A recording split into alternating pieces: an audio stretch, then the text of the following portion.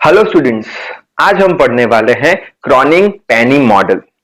अब ये जो थियरी है वो जनवरी 2019 और मार्च 2021 में 7 मार्क्स के लिए पूछा गया था।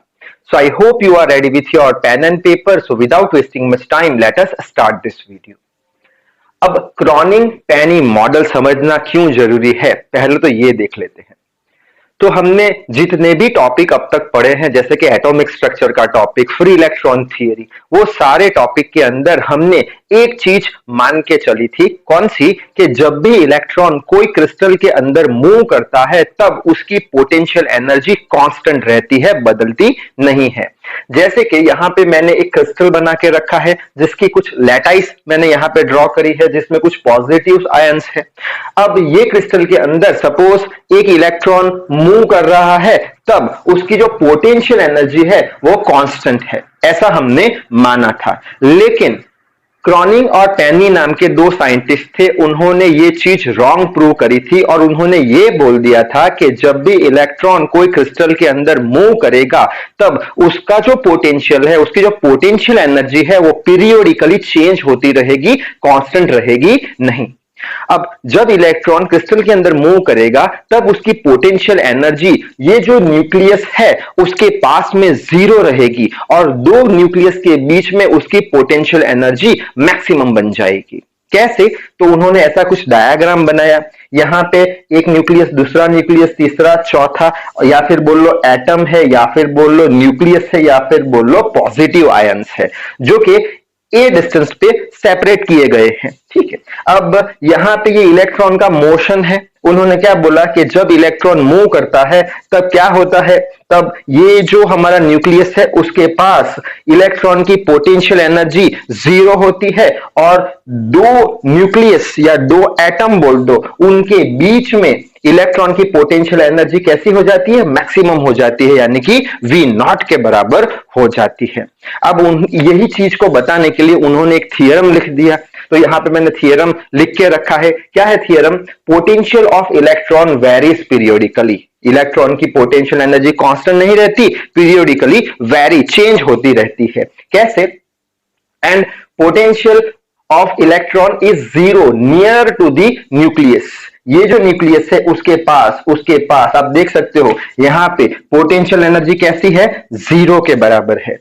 एंड मैक्सिमम जो कि V0 के बराबर होती है बिटवीन टू न्यूक्लियाई। ये जो न्यूक्लियाई है, ये दो न्यूक्लियाई के बीच में, ये दो न्यूक्लियाई के बीच में, ये दो न्यूक्लियाई के बीच में इसकी पोटेंशियल कितनी हो जाती है? V0, यानी मैक्सिमम हो जाती है। Which are separated by the inter-atomic spacing A। अब ये जो न्यूक्लियस है दोनों के बीच का डिस्टेंस कितना है? A के बराबर है।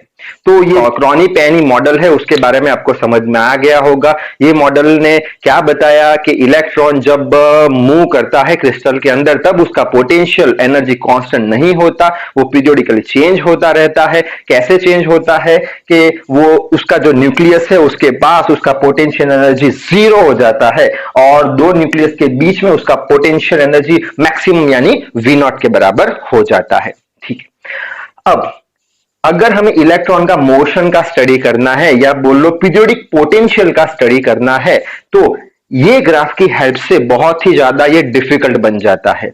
तो सिंप्लीफिकेशन के लिए क्रॉनिंग एंड पेनी नाम के साइंटिस्ट ने एक सिंप्लीफाइड वर्जन दिया ये ग्राफ का, जो कि था रेक्टेंगुलर वेव फॉर्म। यानी ये ग्राफ को उन्होंने रेक्टेंगुलर वेव फॉर्म में कन्वर्ट कर दिया इजीनेस के लिए, और कुछ नहीं। अब ये जो रेक्टेंगुलर वेव फॉर्म है ये क्या बताता है? सेम चीज बताता है। इसमें ये क्या डिसाइड करते हैं कि ये क्या है? हमारा न्यूक्लियस है। न्यूक्लियस के पास कितना पोटेंशियल एनर्जी है इलेक्ट्रॉन का? जीरो। ये न्यूक्लियस जीरो, ये न्यूक्लियस जीरो, ये न्यूक्लियस जीरो। दो न्यूक्लियस के बीच में पोटेंशियल एनर्जी मैक्सिमम V0 के बराबर होता है। और ये ग्राफ में उन्होंने दो एडिशनल चीज बता दी। कौन सी? कि ये जो रेक्टेंगुलर वेव फॉर्म है उसके पास दो चीजें होती है। एक तो होता है पोटेंशियल वेल, यानी ये वाला पोर्शन पोटेंशियल वेल, इसमें ये वाला पोटेंशियल वेल। ठीक है। अब पोटेंशियल वेल यानी क्या? जहां पे पोटेंशियल एनर्जी जीरो होती है। और दूसरा कौन सा बता दिया? ये वाला पोर्शन, इसको बोलते हैं पोटेंशियल बैरियर, यानी बहुत सारा पोटेंशियल है। ये वाला पोर्शन यानी ये पोटेंशियल बैरियर वाला पोर्शन। ठीक है, अच्छा, और ये डायरेक्शन में क्या है, डिस्प्लेसमेंट एक्स, यानी कि जो इलेक्ट्रॉन मूव करता है उसका डिस्प्लेसमेंट एक्स डायरेक्शन में बता दिया है। ठीक है, अच्छा, अब ये जो डायग्राम है इसको और सिंप्लीफाइड तरीके से अगर हमें बनाना है तो कुछ यहां पे बना के मैंने रखा है। यहां पे क्या ले लिया, पोटेंशियल ले लिया, जो कि ये है पोटेंशियल, और ये प्लस साइड ले ली, माइनस साइड ले ली। यहाँ पे ये रेक्टेंगल वेव फॉर्म यहाँ पे बना के रख दिए। यहाँ पे कितने रीजन है, बेसिकली 2 रीजन है। कौन सा रीजन, पहला तो एक ये रीजन कौन सा, पोटेंशियल वेल वाला रीजन जिसके अंदर पोटेंशियल 0 के बराबर है। दूसरा कौन सा, दूसरा पोटेंशियल बैरियर वाला रीजन जिसके अंदर पोटेंशियल कैसा है, मैक्सिमम है। यहाँ पे मैक्सिमम है V0 के बराबर।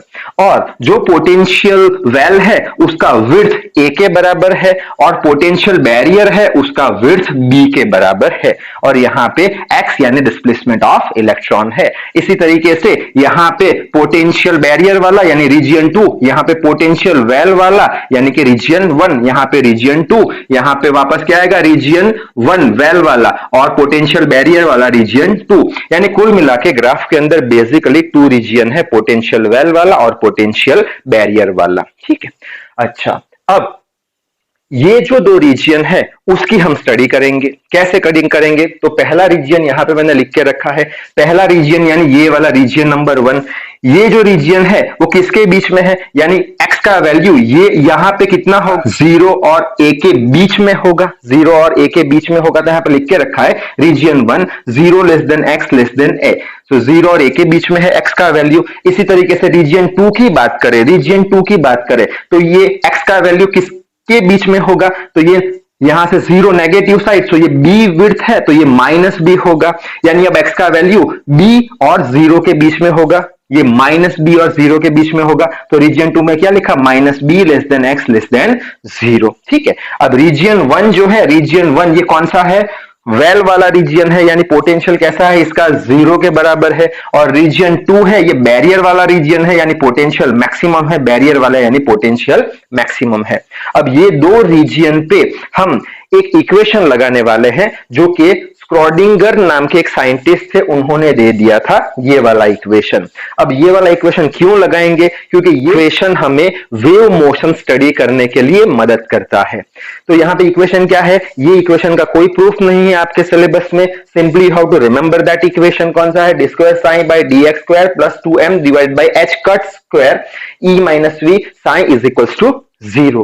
अब ये इक्वेशन में साइन जो है वो होता है वेव फंक्शन।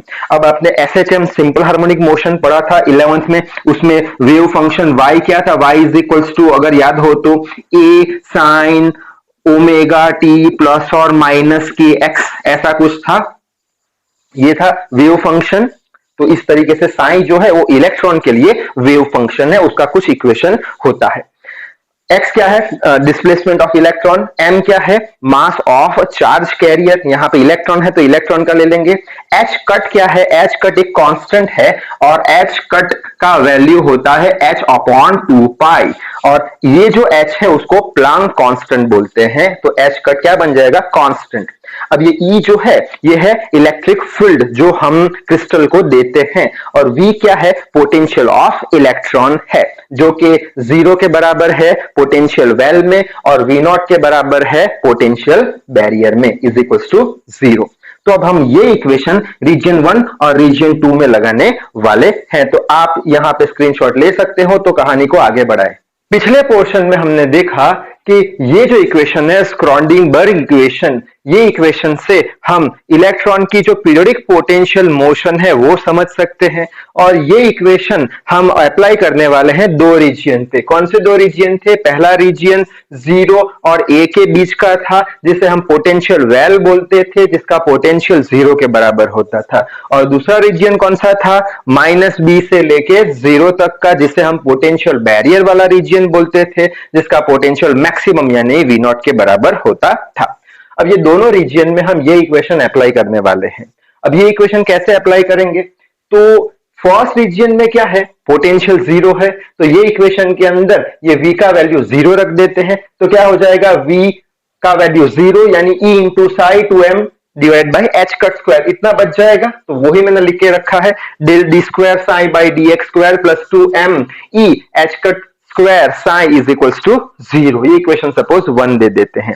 अब दूसरे रीजियन के अंदर ये इक्वेशन के अंदर हमें क्या लिखना पड़ेगा, पोटेंशियल का वैल्यू V नॉट के बराबर, यानी ये पूरा इक्वेशन एज इट इज लिखेंगे और यहाँ V की जगह V नॉट कर देंगे। तो ये पूरा इक्वेशन ऐसे ही लिखा है, यहाँ पे V की जगह V नॉट कर दिया, तो ये हमारा हो गया इक्वेशन नंबर 2। ठीक, अब हम क्या करेंगे कि ये जो टर्म है ये वाला 2me divided bye h cut square, ये क्या है, कांस्टेंट है, क्योंकि m है मास ऑफ चार्ज कैरियर है, constant energy constant, h cut का वैल्यू मैंने आपको आगे बताया था, क्या था h कट का वैल्यू h बाय 2 पाई। तो ये पूरा एक कांस्टेंट टर्म जो है उसे हम क्या अज्यूम कर लेंगे, उसे हम अज्यूम कर लेंगे अल्फा के बराबर। ये 2me divide by h cut square alpha square के बराबर अज्यूम कर दिया। उसी तरीके से ये जो टर्म है हमारा ये वाला टर्म, ये भी कांस्टेंट है, तो 2m by h cut square e minus v not, कहां गया 2m v not minus e divide by h cut square, ये पूरा टर्म हम बीटा स्क्वायर के बराबर अज्यूम कर लेंगे, कांस्टेंट टर्म है। अच्छा, अगर हमने ये पूरा टर्म अल्फा स्क्वायर के बराबर, ये पूरा टर्म बीटा स्क्वायर के बराबर अज्यूम कर लिया, तो इक्वेशन 1 कैसे लिख पाएंगे, d square psi by D x square, ये पूरा टर्म अल्फा स्क्वायर के बराबर, alpha square psi is equal to 0, तो वही मैंने यहां पे लिख के रखा है।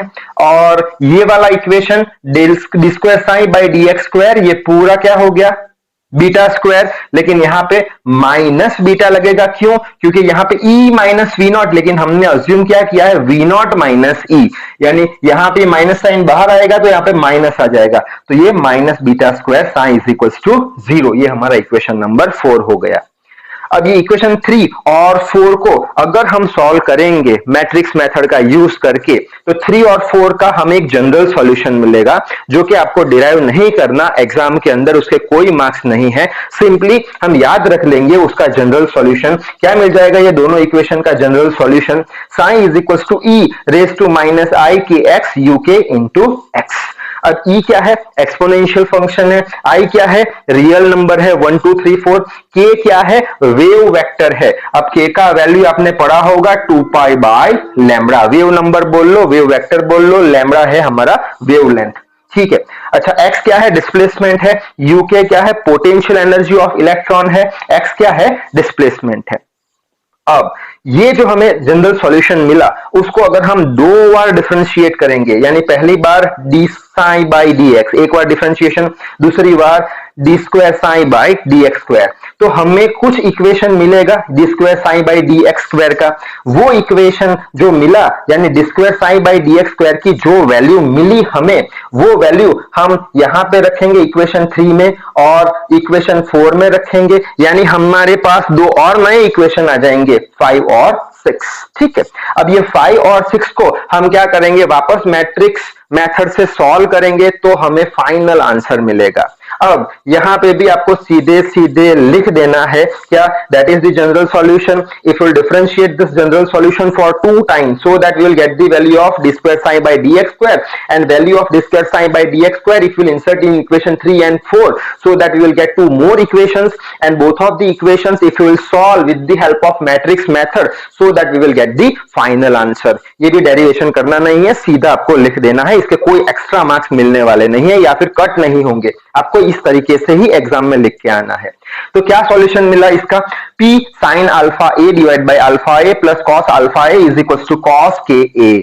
यहां पे p क्या है, p है potential power of the electron, और ये जो पूरा इक्वेशन है, यही इक्वेशन को हम क्रॉनिंग पेनी इक्वेशन बोलते हैं, किसके लिए, जब इलेक्ट्रॉन 1 डायमेंशन में मूव कर रहा होता है। ठीक है, अच्छा, अब ये इक्वेशन जो हमें मिला उससे हम क्या करेंगे, तो उससे हम 2 केस के अंदर कुछ ऐसा करेंगे कि जिसके से हमें इलेक्ट्रॉन की एनर्जी पता लग जाए। ठीक है, जैसे कि हम 2 केस लेंगे।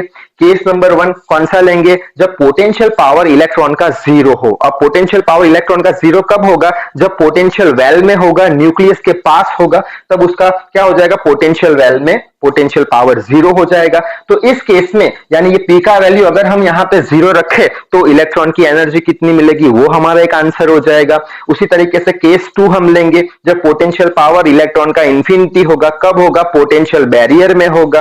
पोटेंशियल बैरियर में क्यों होगा, क्योंकि हमें पता है पोटेंशियल इलेक्ट्रॉन का दो न्यूक्लियस के बीच में मैक्सिमम होता है। तो पी का वैल्यू इंफिनिटी यहां पे रखेंगे, तब हमें दूसरा आंसर मिलेगा कि इलेक्ट्रॉन का एनर्जी कितना होता है। और यहाँ पे आपको ये इक्वेशन याद रखना बहुत ही जरूरी है, यहाँ पे मैं लिख लेता हूं क्या, alpha square is equals to 2me divided by h cut square. और ये वाला इक्वेशन आपको याद रखना पड़ेगा, इतना आप नोट डाउन कर लो तो कहानी को आगे बढ़ाए। पिछले पोर्शन में हमने ये वाला इक्वेशन देखा, स्क्रॉडिंजर इक्वेशन, और ये इक्वेशन हमने दो केसेस के लिए लगाया था। पहला हमने लगाया था पोटेंशियल वेल वाले के लिए और दूसरा हमने लगाया था पोटेंशियल बैरियर वाले के लिए। अच्छा, अब उस पे से हमने क्या डिराइव किया, ये वाला इक्वेशन जो कि था Kronig and Penney equation for one dimensional motion of electron. ठीक है, अब ये इक्वेशन के अंदर ये जो P है वो पोटेंशियल पावर बताता है। अब ये पोटेंशियल पावर के लिए वापस से हम दो केस लेने वाले हैं। पहले केस में हम क्या देखेंगे, जब पोटेंशियल पावर जीरो हो जाए, पोटेंशियल पावर जीरो हो जाए, कौन से केस में, पोटेंशियल वेल वाले केस में। कब, जब इलेक्ट्रॉन न्यूक्लियस के पास हो। ठीक है, तब हम ये इक्वेशन लगाएंगे। दूसरा हम कौन सा केस देखेंगे, दूसरे केस में हम ये देखेंगे कि जब पोटेंशियल इनफाइनाइट हो जाए। पोटेंशियल इनफाइनाइट कब होता है, पोटेंशियल बैरियर वाले केस के अंदर। तो पहला केस देखते हैं पोटेंशियल पावर जीरो के बराबर। अब पोटेंशियल पावर जीरो के बराबर ये वाला इक्वेशन लगाएंगे, तो यही इक्वेशन मैंने यहां पे लिख के रखा है। पी का वैल्यू जीरो रख दो, पी का वैल्यू जीरो रखोगे तो पूरा टर्म जीरो हो जाएगा। तो क्या बचेगा, cos alpha A is equals to cos के ए। ठीक है, अच्छा, अब यहां पे कॉस कॉस है तो आप निकाल सकते हो, तो alpha A is equals to k a. ठीक है, ए से ए कैंसिल कर दो, अल्फा इज इक्वल्स टू के। अब यहां पे अल्फा स्क्वायर इक्वल्स टू के स्क्वायर मैं लिख रहा हूं, क्यों, क्योंकि पिछले पोर्शन में हमने अज्यूम किया था अल्फा स्क्वायर का value 2me divided by h cut square. अब ये अल्फा स्क्वायर का वैल्यू यहां पे मैंने लिख दिया, अल्फा स्क्वायर का value 2me divided by h cut square which is equals to, अब के क्या था, के था वेव नंबर बोल लो या वेव वेक्टर बोल लो, उसकी वैल्यू कितनी मैंने बताई थी, K is equals to 2 pi by lambda. K square चाहिए तो 4 pi square divided by lambda square. So K square की जगह इसकी वैल्यू रख दी हमने 4 pi square divided by lambda square. ठीक है, अब बाद में हम ई को सब्जेक्ट बनाते हैं, ई को सब्जेक्ट बनाते हैं तो कुछ ऐसा टर्म आ जाता है। अब बाद में ये एच कट स्क्वायर है वो कांस्टेंट था, उसकी वैल्यू कितनी थी, h बाई 2 पाई के बराबर। So h cut square is equal to h square divided by 4 pi square. So h cut square की जगह उसकी वैल्यू रख दी हमने। ठीक है, अब यहाँ पे कुछ चीज कैंसिल होगी, जैसे कि ये टर्म कैंसिल हो गई, यहाँ पे 2 रह गया, 2m नीचे आ गया। ठीक है, ऊपर एच स्क्वायर रह गया। अब ये लैम्बडा जो है, लैम्बडा उसे हम बोलते हैं h divided by mv, de Broglie hypothesis 12th में आपको पढ़ने में आया था। ठीक है, mv यानी क्या है, ये हमारा मोमेंटम ऑफ इलेक्ट्रॉन है। तो लैम्बडा स्क्वायर की वैल्यू क्या होगी, h square divide by m square v square. ठीक है, अच्छा, यहां से भी क्या, ये एच स्क्वायर कैंसिल हो जाएगा, ये एम स्क्वायर वी स्क्वायर ऊपर चला जाएगा, नीचे ट्वाइस एम हो जाएगा। अब मैंने बोला एम वी यानी क्या, मोमेंटम स्मॉल पी से रिप्रेजेंट करता हूं which is equals to M V. So यहां पे एम स्क्वायर वी स्क्वायर यानी ये पी स्क्वायर हो जाएगा। So P square divide by 2m। तो ये जो एनर्जी है वो इलेक्ट्रॉन की एनर्जी है जब उसका पोटेंशियल पावर जीरो के बराबर हो, जब इलेक्ट्रॉन न्यूक्लियस के पास में होता है, पोटेंशियल वेल में होता है। अब इसी तरीके से केस नंबर 2 देख लेते हैं, जब P का वैल्यू इनफाइनाइट हो जाता है, कब, पोटेंशियल बैरियर में, जब दो न्यूक्लियस के बीच में होता है इलेक्ट्रॉन तब। तो वापस से मैंने ये इक्वेशन लिख लिया, कौन सा, क्रॉनिंग पेनी वाला। अब इसके अंदर P का वैल्यू इनफाइनाइट रखना है, तो सबसे पहले मैं क्या करने वाला हूं, सबसे पहले मैं ये साइन अल्फा ए को सब्जेक्ट बना दूं। सो साइन अल्फा ए क्या हो जाएगा, यहाँ पे कॉस के A minus cos alpha A divided by P हो जाएगा, मल्टीप्लाई विथ अल्फा ए हो जाएगा। सिंपली साइन अल्फा ए को सब्जेक्ट बना दिया है। ठीक है, अच्छा, अब p का वैल्यू अगर यहां पे मैं इनफाइनाइट रखूं तो समथिंग डिवाइड बाय इनफाइनाइट कितना हो जाएगा, जीरो के बराबर हो जाएगा। तो sine alpha A is equal to zero, so alpha is equal to sine inverse zero. अब साइन का वैल्यू जीरो कब मिलेगा हमें, तो हमें पता है जीरो पे साइन का वैल्यू जीरो, पाई पे भी जीरो, 2 पाई पे जीरो, 3 पाई पे जीरो, 4 पाई पे जीरो। तो यहां पे मैंने वैल्यू लिख दी, 0 पाई, 2 पाई, 3 पाई, यानी हम क्या लिख सकते हैं, alpha A is equal to N pi. क्यों एन पाई लिख दिया, क्योंकि एन का वैल्यू हम कितना लेने वाले हैं, 0 1 2 3। अब एन का वैल्यू 0 लिया तो कितना आ जाएगा, 0, तो अल्फा ए का वैल्यू 0। फिर 1 लिया तो कितना आ जाएगा, 1 पाई, तो पाई। 2 लिया तो 2 पाई। सो इस तरीके से हम alpha is equal to N pi लिख देते हैं। अल्फा को सब्जेक्ट बनाएंगे, ऐसा कुछ मिलेगा, अल्फा स्क्वायर करेंगे तो ये पूरा स्क्वायर टर्म ले लेंगे, अल्फा स्क्वायर का वैल्यू यहां से लिख देंगे, so alpha square 2me divide by h cut square, n square pi square divide by a square. वापस से ई को सब्जेक्ट बनाते हैं तो कुछ ऐसा टर्म हमें मिलेगा। अब इस टर्म के अंदर एच कट का वैल्यू हम रखेंगे, एच कट का value h by 2 pi, H cut square है तो ये वैल्यू हम यहाँ पे लिख देंगे। तो क्या होगा, यहाँ पे ये पाई स्क्वायर कैंसिल हो जाएगा, 2 4 जा 8, 8 ma स्क्वायर नीचे आ जाएगा, एन स्क्वायर एच स्क्वायर ऊपर आ जाएगा। तो ये इलेक्ट्रॉन की एनर्जी है। अब ये इक्वेशन अगर आपने सुना हो फ्री इलेक्ट्रॉन थियरी में, जब हमने डेरिवेशन किया था, क्या कि इलेक्ट्रॉन की जो एनर्जी है वो एक स्क्वायर के अंदर या फिर एक क्यूब के अंदर जिसकी साइड ए होती है वो इसके बराबर होती है, ये हमने अज्यूम किया था वहां पे और यहां पे डिराइव कर लिया। अब ये इक्वेशन बहुत ही ज्यादा इंपॉर्टेंट है, क्यों, क्योंकि जब हम ई के डायग्राम पढ़ेंगे तब ये इक्वेशन को डायरेक्टली वहां पे लिखने वाले हैं। तो ये टॉपिक के अंदर यहां तक आपको डिराइव करना है। तो इस वीडियो में बस इतना ही। So till then read hard, work hard, thank you very much.